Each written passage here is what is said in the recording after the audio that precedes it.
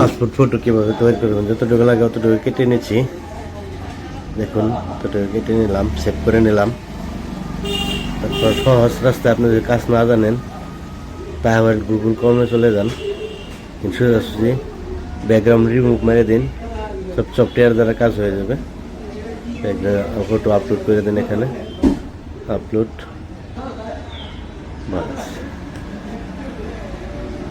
তারপর background colour পিছিয়ে কিন্তু যে কোনো কালার দিতে পারেন। আমার হোয়াইট লাগে তাই হোয়াইট নিয়ে দিচ্ছি।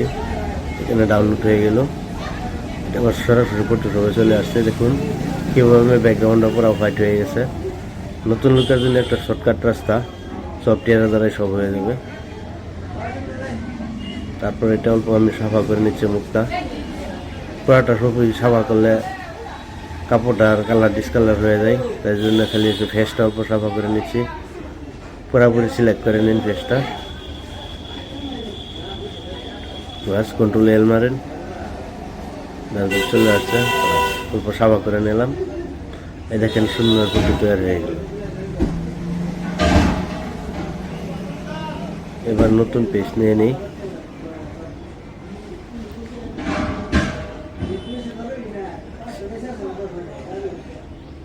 আর মুখে থাকা দাগগুলো মুছে দিতে পারেন এইরকম করে, সুন্দর করে। এবার একটা নতুন পেজ নিয়ে রেডি করে দিলাম। যত পেজ লাগে আপনাকে প্রিন্ট করে নিতে পারেন, আপনার যেহেতু কপির প্রয়োজন হয়। আমার 3 কপি লাগে, তাই আমি 3 কপি রেডি করে নিলাম। ঠিক এইভাবে আপনার যত কপি লাগে এর থেকে লেয়ার ধরে বেশি করে বানিয়ে নিতে পারেন। একদম পিন করা পর্যন্ত আমি দেখিয়ে দিচ্ছি। ঠিক এইভাবেই কাজ করবেন, তাহলে নতুন লোকেরাও কাজ করতে পারবেন সফটওয়্যারের সাহায্যে। পুরানো লোকে তো বহুতই স্টাইলে বহুতভাবে কাজ করতে পারে, নতুন লোকেদের জন্য বলাচ্ছি আমি একদম সিম্পল হিসাবে কাজ করতে পারবো। কীভাবে প্রিন্ট করবেন ওইটুকু দেখাই দিচ্ছি আমি, প্রিন্টার সেটিংটা দেখাই দিচ্ছি। একদম যে কোনো নতুন লোকেও আমার এই ভিডিওটা দেখে কাজ করতে পারবেন। আমার ভিডিও যদি ভালো লাগে সাবস্ক্রাইব করে থাকেন, পরবর্তী এরকম ভিডিও আরও পেয়ে যাবেন।